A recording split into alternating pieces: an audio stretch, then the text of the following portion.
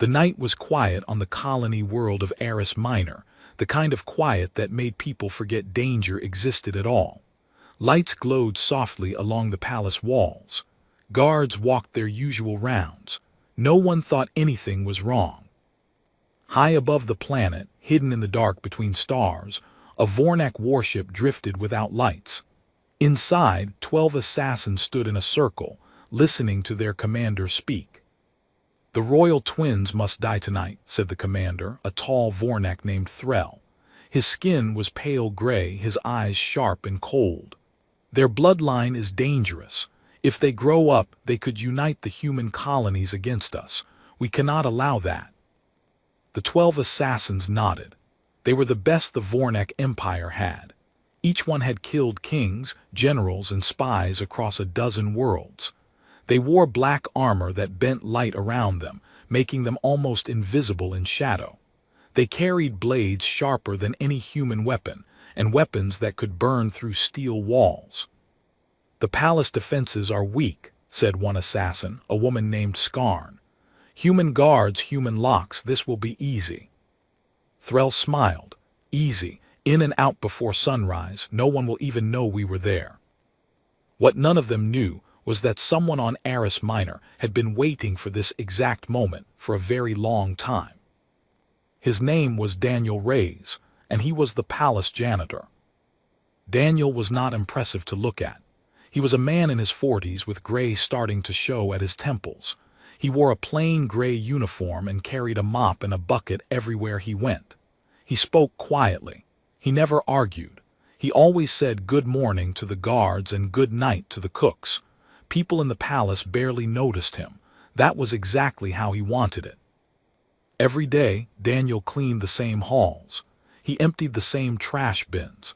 He fixed the same broken light in the east corridor that never seemed to stay fixed. No one asked him why it kept breaking. No one asked him why he always seemed to know which halls would be empty at which hours. No one asked him anything at all. That night, Daniel was mopping the floor outside the royal nursery when he heard a faint sound from his earpiece, hidden under his collar. It was a soft beep, almost too quiet to notice unless you were listening for it. He stopped mopping. He looked at the ceiling at a small black sensor disguised as a smoke detector.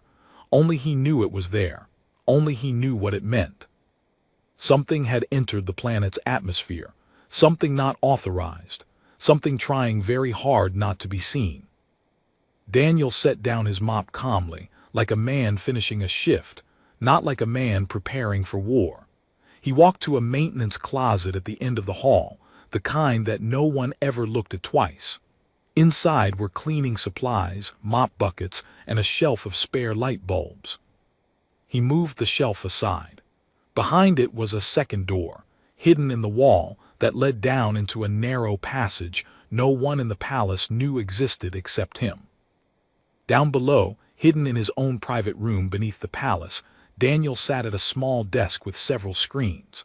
The walls were lined with maps of the palace, every hallway, every door, every air vent. Some lines on the maps were drawn in red. Those were the changes Daniel himself had made over the past 3 years. A door that locked from the wrong side. A floor panel that could drop a person into a sealed room. A gas line that could be turned on remotely from this very desk. He had built all of this slowly, one small change at a time, never rushing, never drawing attention. 3 years of patience, just in case a day like this ever came. He pulled up a live feed from the palace's outer sensors. 12 heat signatures, faint but real, were descending toward the east side of the grounds. Whoever they were skilled. Human sensors barely caught them. Daniel touched a comm switch. "This is Reyes," he said quietly. "Activate lockdown echo. Royal Guard Captain, do not engage unknown intruders directly. Let them come to you." The Royal Guard Captain on the other end, a young officer named Marcus Holt, frowned at his screen. "Reyes, you're the janitor. Why are you giving orders?" "Because I've been preparing for this exact night for 3 years," Daniel said. "Trust me, Captain. Move the twins to the secondary nursery. Now." There was a pause. Marcus had always thought the quiet janitor was a strange man, always fixing things that didn't need fixing, always walking halls that led nowhere important. But something in Daniel's voice now was different. Calm, but absolutely certain. "Moving them now," Marcus said. Above the palace, the 12 Vornac assassins landed without a sound. Threll raised a clawed hand, and his team split into 3 groups of 4, moving toward different palace entrances. They expected resistance from guards with simple rifles. They expected cameras they could avoid easily. They did not expect anything more. The first group reached a side door near the kitchens. Skarn cut the lock with a small blade of focused heat, and the door slid open silently. Too silently, in fact. The hinges had been oiled recently. Skarn didn't notice. Inside the palace, lights dimmed slightly as Daniel adjusted the power flow from his hidden room. Just enough to make the intruders feel like they were succeeding, like the palace truly was as weak as they believed. The 12 assassins moved deeper into the building, confident, fast, deadly. They had done this 100 times before on 100 different worlds. They had never failed. What they didn't know was that Daniel Reyes had studied Vornac assassination tactics for years. He knew how they moved, how they thought, how they always trusted their own skill a little too much. He had built this palace's secret defenses specifically for an enemy like this. In his hidden room, Daniel watched their heat signatures spread out on his screen. 12 red dots, moving through hallways he knew better than his own hands. He allowed himself a small, quiet breath. "Come on then," he murmured to the empty room. "Let's see how good you really are." Above him in the east corridor, one of the 4 assassins from Skarn's group stepped onto a section of floor that looked completely normal. It had always looked completely normal. That was the point. The floor held his weight for 1 second. Then it didn't. To be continued. The assassin fell into darkness before he could even make a sound. The floor panel closed above him with a soft click, sealing him inside a narrow chamber built into the foundation of the palace. The room filled with a thin gas, odorless and quick. Within seconds, he was unconscious. He would wake up hours later, locked and harmless, with no memory of how he got there. His 3 companions did not notice he was gone. They had spread out too far, too fast, each one trusting the others to handle their own corner of the building. That mistake would cost them more than they knew. In his hidden room beneath the palace, Daniel watched one of the 12 red dots on his screen disappear. He did not smile. He did not celebrate. He simply moved his focus to the next group, the way a man might check off one task on a long list before starting the next. Skarn, leading the kitchen group, reached a long hallway that led toward the nursery wing. She paused, sniffing the air the way Vornac soldiers were trained to do, searching for any trace of fear or sweat that might mean a guard was hiding nearby. She smelled nothing. The hallway was empty and silent. "Clear," she said into her comm. No one answered. She frowned, checking the channel again. Strange. The other 3 members of her group should have responded. She moved forward anyway, confident in her own skill even if her team had gone quiet. She believed it was simply bad signal, nothing more. Vornac assassins did not believe in bad luck. They believed in good plans and strong weapons. Tonight, she would learn that belief could be wrong. Threll, the commander, led his own group toward the east wing, where palace records showed the royal nursery was located.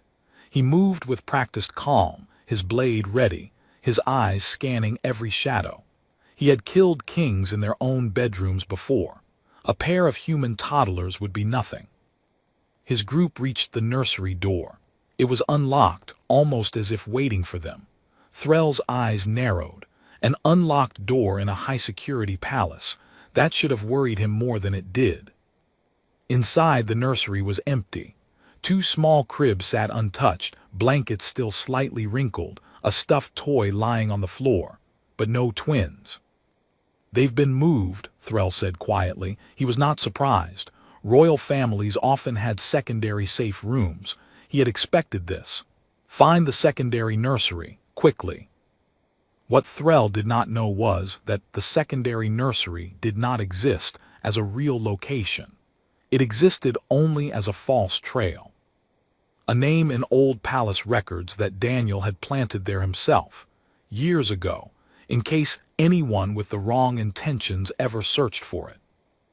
As Threll's group moved through the east hallway, following the false trail, Daniel adjusted a few lights remotely from his hidden room, dimming one corridor and brightening another, gently guiding the assassins exactly where he wanted them to go without them realizing they were being led at all. Meanwhile, Marcus Holt, the young Royal Guard captain, stood in a real secondary safe room far from the nursery, holding open a comm channel to Daniel. The twins, a boy and a girl barely 2 years old, slept peacefully in his arms, unaware that 12 killers had come for them. "Rays, talk to me," Marcus whispered. "How many are left?" 11, Daniel answered calmly. "One is secured. The rest are spreading out just like I expected." "You expected this?" Marcus asked, disbelief in his voice. "You're a janitor." "I clean floors," Daniel said. "That doesn't mean I don't pay attention to what walks on them." Marcus didn't know what to say to that. He simply held the twins tighter and waited. Back in the East Wing, Skarn finally reached what records called the secondary nursery. It was a small storage room filled with old furniture and dust. No twins, no guards, nothing. She felt the first real flicker of doubt. "This is wrong," she said into her comm, more to herself than anyone else. Still no answer from her team. She turned to leave the storage room, and found the door had locked behind her. She was not worried, not yet. Vornac armor was strong enough to cut through most locks. She raised her blade and pressed it against the door's edge, ready to slice through the frame. The moment her blade touched the metal, a small device hidden in the doorframe activated. A burst of focused sound, too low for human ears but painful for Vornac hearing, filled the small room. Skarn staggered, her vision blurring, her balance gone. She dropped to her knees, disoriented, unable to fight back as the same thin gas that had taken her companion in the floor trap now filled this room too. In his hidden chamber, Daniel watched another red dot vanish from his screen. 2 down, 10 remained. Threll's group, still following the false trail, reached a long stretch of hallway lined with old portraits of past rulers. It was a beautiful hallway, the kind built for impressing visitors, not for hiding danger. Threll's instincts, sharp after decades of missions, suddenly told him something was wrong. The hallway was too quiet, too clean, too perfectly normal. "Hold," he said, raising a hand. His 3 remaining companions stopped behind him. He studied the floor, the walls, the portraits. Nothing seemed out of place. And yet, "This palace is not what it seems," Threll said slowly. "Someone built this place to fool us." One of his men laughed quietly. "It's a backwater colony commander who would build traps into a children's palace." Threll did not laugh. He had survived this long by trusting his instincts even when they made no sense. "Someone who knew we were coming," he said. "Stay alert." They moved forward more carefully now, checking each step, each wall, each shadow. It slowed them down, which was exactly what Daniel wanted. In the hidden room below, Daniel watched Threll's group move with new caution and allowed himself a small nod of respect. This commander was smarter than the others. He would need to be handled differently. Daniel reached for a second screen, one that controlled the palace's old water systems, originally installed for fire safety decades ago and long forgotten by everyone except him. He began routing the system toward the hallway where Threll's group now stood. Marcus's voice came through the comm again, tense. "Rays, 4 of them are getting close to the real safe room's outer hallway. What do we do?" "Nothing," Daniel said. "Let them come to me." "To you? You're alone down there." "I'm never alone," Daniel said. "I built this palace's bones. Every wall here listens to me." Marcus didn't fully understand what that meant, but something about Daniel's voice, made him believe it anyway. Threll's group reached the end of the portrait hallway, where it split into two paths. One path led toward an old library. The other led toward a stairwell going down, deeper into the palace. Threll stared at both paths for a long moment. Something about the stairwell pulled at his instincts, a faint feeling of danger he couldn't explain. "Down," he said finally, pointing toward the stairwell. "The deepest, most hidden room is always where royalty truly hides." His men nodded, trusting their commander's experience. They started down the stairs, deeper into the palace, exactly where Daniel had been quietly waiting for them all along. To be continued. The stairwell was narrow and dimly lit, the kind of place most people would never think twice about. Threll led his 3 remaining men downward, one careful step at a time, his senses stretched as far as they could go. Something about this place felt wrong in a way he had never experienced on any other mission. The walls were too clean. The air was too still. Even the dust seemed arranged, as if someone had decided exactly where it should sit. At the bottom of the stairs, a long corridor stretched ahead, lit by a single row of soft lights. Old pipes ran along the ceiling, painted the same gray as the walls so they would blend in and go unnoticed.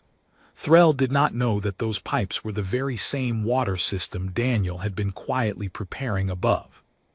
"This does not feel like a children's palace," one of Threll's men muttered. "It feels like a trap built for soldiers." "Then we will be the soldiers who survive it," Threll said, though even his confidence was beginning to crack at the edges. They moved forward deeper into the corridor. Doors lined both sides, each one closed, each one silent. Threll's instincts screamed at him to turn back, but turning back was not something Vornac commanders did. Retreat meant failure, and failure meant disgrace. In his hidden room, Daniel watched the 4 remaining heat signatures move steadily toward him. He had expected most of the assassins to be stopped along the way by the palace's hidden traps. 8 were already gone, sealed away in small chambers throughout the building, harmless and unconscious. Only Threll's group remained, and Daniel had always known the commander would be the hardest to fool. "Captain Holt," Daniel said quietly into his comm, "keep the twins exactly where they are. Do not move them again. The commander is close to me now. I need to handle this myself." "Raise, there's 4 of them and 1 of you," Marcus said, his voice tight with worry. "Let me send guards down there." "No," Daniel said firmly. "Your guards would only die trying to help. This was never about fighting them with strength. It's about making sure they never had a chance to begin with." Marcus did not understand fully, but he had learned over the last hour to trust the quiet janitor's calm voice more than his own fear. Threll's group reached the end of the corridor, where a single door stood slightly open, light spilling out from the room beyond. It looked almost like an invitation. Threll stopped his men with a raised hand. "This is wrong," he said. "An open door waiting for us. Someone wants us to walk through it." "Then we don't," one of his men said. "We find another way." "There is no other way," Threll said grimly. "Look around you. Every other door we've passed has been locked tight. This one is open on purpose. Whoever built this place wants us right here, right now." He thought for a long moment, his mind racing through every mission he had ever survived. Then he made a decision that surprised even his own men. "We go in together," Threll said. "If this is a trap, then we face it as one unit, not split apart like the others clearly were." His men nodded, gripping their weapons tightly. Together they stepped through the open door. Inside was a simple room, square and plain, with gray walls and a single desk in the center. Behind the desk sat a man in a plain gray uniform, calmly folding a cleaning rag, as if he had been expecting visitors for tea rather than 4 armed killers. Threll's eyes narrowed. "Who are you?" "I clean the floors here," Daniel said simply, setting the rag down. "Among other things." One of Threll's men let out a short, disbelieving laugh. "A janitor?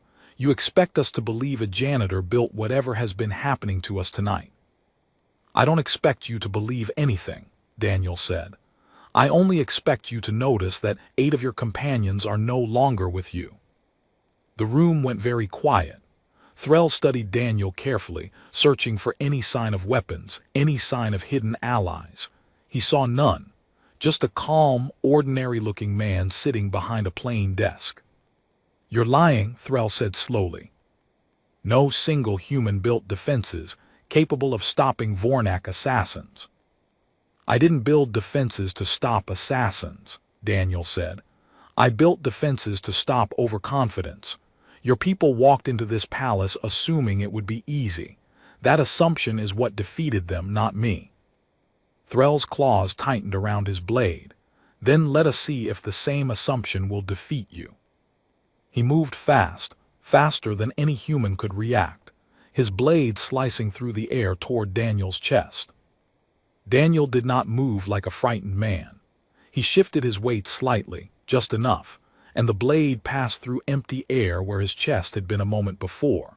He caught Threll's wrist with one hand, calm and precise, and used the assassin's own momentum to send him stumbling past the desk. The other 3 assassins moved at once, surrounding Daniel from different angles, but the room itself seemed to work against them. One stepped backward and triggered a section of floor that released a sudden burst of bright light, blinding him for several crucial seconds. Another reached toward Daniel and found his arm caught in a thin metal restraint that shot up from a hidden slot in the floor, holding him in place. The third assassin, smarter than his companions, stopped moving entirely, realizing too late that every part of this room had been designed as a weapon long before he ever stepped inside it. Threll regained his footing and stared at Daniel with new understanding, something like respect mixing with his anger. "You planned every single step we would take," he said quietly. "Not just tonight. You planned this for the moment we entered this palace, perhaps long before that." 3 years, Daniel said. "I've had 3 years to prepare for a night exactly like this one." "Why?" Threll demanded. "Why would a simple janitor spend 3 years preparing to fight an empire?" Daniel's eyes were calm, but something deeper than calm lived behind them. "Because someone has to," he said. "Because the twins upstairs didn't choose to be born into danger, and someone needs to make sure that danger never reaches them." Threll lowered his blade slightly, though his men remained trapped and struggling around him. For the first time since landing on this planet, true uncertainty crossed his face. "You're not just a janitor." "No," Daniel agreed quietly. "I haven't been just a janitor for a very long time." To be continued. Threll stood very still, his blade lowered but not put away, staring at the calm man behind the desk. Around him, 2 of his men remained trapped, one blinded by light, one held fast by the metal restraint that had risen from the floor. Only the third assassin, the smart one who had stopped moving, remained free, watching everything with sharp, careful eyes. "Tell me who you really are," Threll said. "A name, a rank, something that explains all of this." "My name is Daniel Reyes," Daniel said. "That part has always been true. The rest of it doesn't matter right now." "It matters to me," Threll said. "I have hunted kings and generals across a dozen worlds. I know what trained killers look like. I know what trained strategists look like. You move like both, and yet you carry a mop through these halls every day." Daniel allowed himself the smallest of smiles. "The mop is useful. People stop noticing you very quickly when you're holding one. They see gray uniforms and tired eyes, and they decide there's nothing more to learn. That decision is the most dangerous mistake anyone can make." "And the twins?" Threll asked. "Why does an empire's target matter so much to one man that he spends years preparing to defend them?" "Because somebody has to care," Daniel said simply. "Kings and generals plan wars. Armies fight them. But it's always the quiet ones, the ones nobody pays attention to, who end up holding the line when everyone else has already decided the outcome is certain." Threll's grip tightened on his blade again, frustration mixing with something close to respect. "You speak like a soldier." I speak like a man who has seen what happens when good people assume someone else will handle the danger, Daniel said. I decided a long time ago that I would not be one of those people. The smart assassin, still free and watching closely, finally spoke. Commander, this conversation accomplishes nothing. Kill him and let us find the twins ourselves. Threll did not move immediately. Something about Daniel's calm refused to fit into any pattern he recognized. Killers usually showed fear, anger, or pride when cornered. Daniel showed none of these. He simply waited, like a man who already knew exactly how this moment would end. Fine, Threll said finally, raising his blade again. If you won't explain yourself, then you'll fall like the others. He lunged forward, faster than before, his blade aimed precisely at Daniel's throat. This time, Daniel did not simply dodge. He stepped sideways and brought his arm up in a smooth, practiced motion, redirecting the blade's path with barely any effort at all. The movement was small, economical, the kind of motion that came only from years of real training, not luck. Threll's eyes widened as his own weapon was turned aside, and Daniel's free hand struck a precise point on his arm. The limb went numb instantly, the blade slipping from suddenly useless fingers. You're a marrow-trained fighter, Threll said, shock clear in his voice now. That technique, I've only seen it used by the old human black operations units. Those programs were shut down generations ago. Shut down publicly, Daniel said. Some things continue quietly, long after the official records say they've ended. The free assassin moved then, rushing forward to help his commander. Daniel turned smoothly, catching the assassin's incoming strike on his forearm and redirecting it into the restrained assassin beside him, creating a tangle of limbs and confusion. In the chaos, Daniel reached toward the desk and pressed a small switch. The lights in the room dimmed for just a moment, and a section of the wall behind Threll slid open, revealing a narrow space filled with soft blue light. Before Threll could react, the floor beneath him tilted just slightly, just enough to throw his balance off, and he stumbled backward into the hidden space. The wall slid shut behind him, sealing him inside a chamber too small to move freely in, too solid to break through quickly. The free assassin, now alone and facing Daniel directly, finally understood the truth his commander had only begun to grasp. You never needed an army, he said quietly. You built this entire palace into one. I built it into a lesson, Daniel said. Your empire sent 12 of its best to kill 2 children. I wanted to make sure that lesson was clear enough to remember. The assassin lunged anyway, perhaps from pride, perhaps from desperation. Daniel met the strike calmly, deflecting it once, twice, 3 times, each motion smaller and more efficient than the last, until the assassin's weapon clattered to the floor, and a precise strike to the side of his neck sent him collapsing, unconscious, beside his trapped companions. The room fell silent, except for the quiet electronic hum of Daniel's hidden systems. Daniel walked to the sealed wall where Threll remained trapped and pressed his palm against a small panel beside it. A narrow slot opened, just wide enough for sound to pass through. "Can you hear me, Commander?" Daniel asked. There was a pause, then Threll's voice came through, tight with controlled anger. "I hear you." "I'm going to let you go," Daniel said. Silence followed this for several seconds. "Why?" Threll finally asked. "You've beaten 11 of my finest. Killing me changes nothing for you militarily, but it would remove a witness. Most strategists would choose silence." "I'm not interested in silence," Daniel said. "I want your empire to understand exactly what happened here tonight. Not rumors, not guesses. The truth from someone who lived through it." "And what truth is that?" Threll asked. "That you sent 12 of your best soldiers against 2 sleeping children," Daniel said. "And you lost, not because humanity has bigger weapons or stronger armies, but because you assumed quiet people are weak people. That assumption will keep costing you, again and again, until your empire learns better." Another long silence stretched between them. You could have killed me the moment I stepped into this room, Threll said. Why didn't you? Because dead men can't deliver messages, Daniel said. And this message needs to reach exactly the people who sent you here. Far above, in the quiet safe room where Marcus Holt still held the sleeping twins, the young captain listened to Daniel's voice come through his earpiece, calm and unshaken, as though the last hour had been nothing more than another ordinary night of mopping floors. It's over, Captain, Daniel said. All 12 are accounted for. The twins are safe. Marcus let out a breath he hadn't realized he'd been holding. 12 elite Vornac assassins, he said quietly, almost to himself. Stopped by a janitor. Stopped by patients, Daniel corrected gently. The mop just happened to come with me. In his sealed chamber, Threll sat in the dim blue light, alone with his thoughts, already beginning to understand that the report he would carry back to his empire would change very little about how his superiors viewed humanity, at least not at first.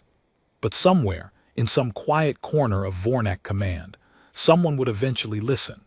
Someone always did eventually, when the cost of not listening grew too high to ignore. To be continued. Morning came to Aris Minor the way it always did, with soft golden light spreading slowly across the palace gardens.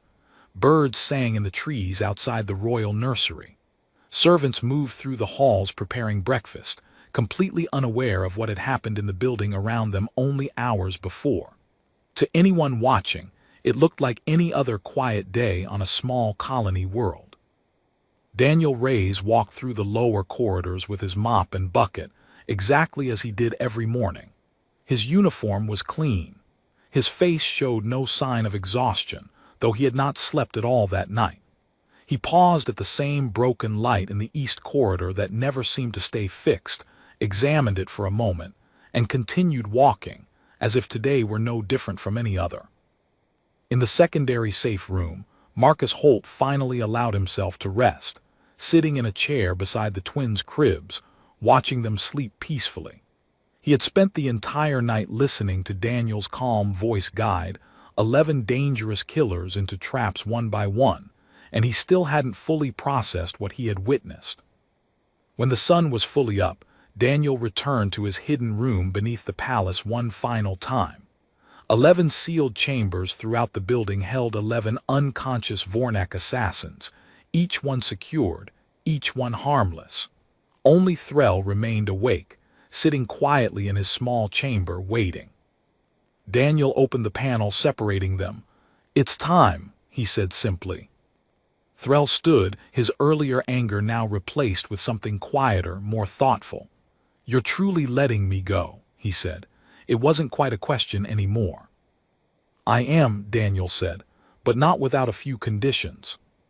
"Conditions," Threll repeated. "You're in a position to make demands of the Vornac Empire." "I'm in a position to make demands of you," Daniel said. "Whether your empire listens is up to them." He led Threll up through the hidden passage, into the lower halls of the palace, and finally to a small landing pad outside the eastern wall, where a single Vornac shuttle, the kind used for emergency escape, sat waiting. Daniel had prepared it himself overnight, quietly making sure Threll would have a way home. "Your 11 companions will remain here," Daniel said. "They will be treated fairly, given food and care, until your empire sends someone to collect them through proper channels. No harm will come to them as long as your empire doesn't try anything foolish in the meantime." Threll studied Daniel carefully. "And if we do try something foolish, then you'll learn that what happened last night wasn't the limit of what this palace can do," Daniel said. "It was simply the smallest response I was willing to give." Threll was quiet for a long moment, looking at this ordinary-seeming man who had defeated 12 of the Empire's finest soldiers without raising his voice once. "What message do you want me to carry back?" "Tell your superiors the truth," Daniel said. "Tell them you were defeated, not by armies, not by superior weapons, but by patience and preparation. Tell them that the easiest enemy to underestimate is the one who looks like he has nothing to offer. Tell them humanity has more of those than they realize, scattered across every colony, every ship, every quiet job no one thinks to question. They won't believe it, Threll said. Not at first. They don't need to believe it right away, Daniel said. They only need to remember it the next time they consider sending soldiers after children. Threll moved toward the shuttle, then paused, turning back one final time. Why didn't you kill me, truthfully? Not the answer about messages and witnesses, the real reason. Daniel considered the question carefully before answering. Because killing you would have proven nothing except that I could kill, he said. Anyone with a strong enough weapon can kill, Commander. I wanted to prove something different. I wanted to prove that strength isn't always about how many people you can defeat. Sometimes it's about how much restraint you can show when defeating them would be easy. Threll nodded slowly, something like understanding settling over his sharp features. A strange philosophy for a soldier. I'm not a soldier anymore, Daniel said. I'm a janitor. The philosophy is the same either way. Some things are worth cleaning up properly, not just destroying. Threll boarded the shuttle without another word.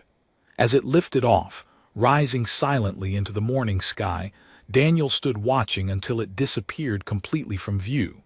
Then he turned, picked up his mop and bucket from where he had left them by the door, and walked back into the palace. Inside, Marcus met him in the main hallway, the twins now awake and being cared for by their nursemaids, safe and completely unaware of how close they had come to danger.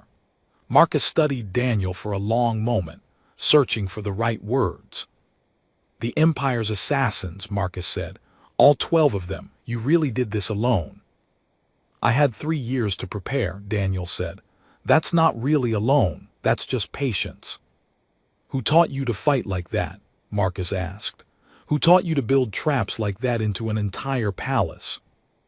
Daniel adjusted his grip on the mop, glancing down the hallway where servants moved about their normal morning tasks, completely unaware of everything that had happened beneath their feet during the night.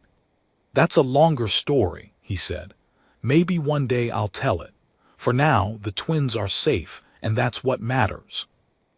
Marcus nodded slowly, understanding that some questions wouldn't be answered today, perhaps not for a long time. What happens now, with the 11 assassins still locked in the lower levels? We hold them, Daniel said. Fairly but firmly.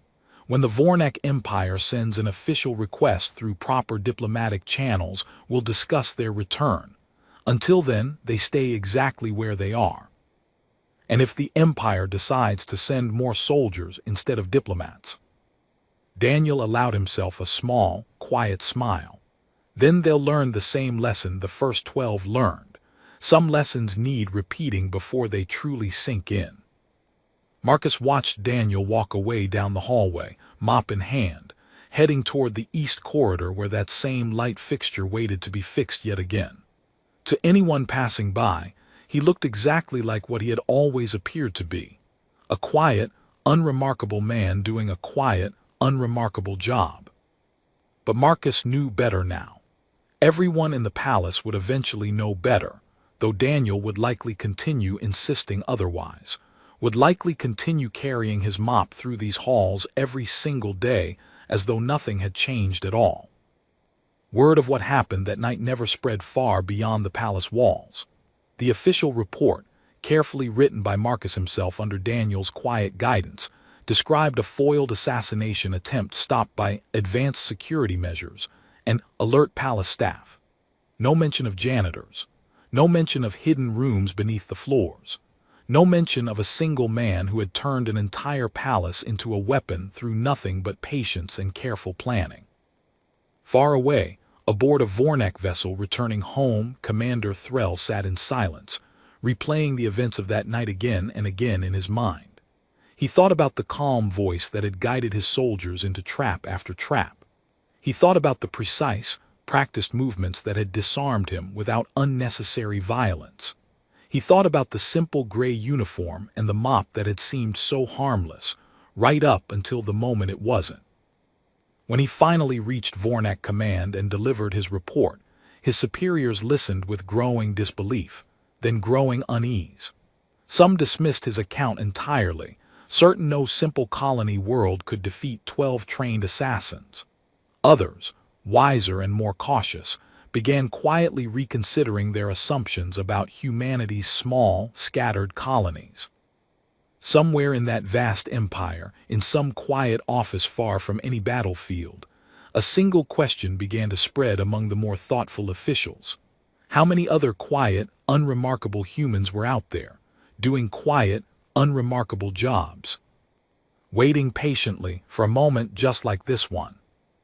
Back on Aris Minor, Daniel Reyes finished mopping the east corridor, fixed the stubborn light fixture one more time, and continued his rounds exactly as he always had, carrying his mop and bucket through halls that held more secrets than anyone walking them would ever guess.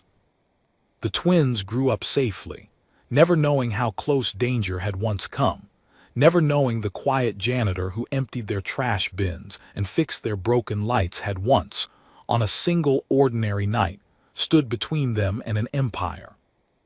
And somewhere beneath the palace, hidden walls and quiet traps remained ready, patient as ever, waiting for whatever might come next.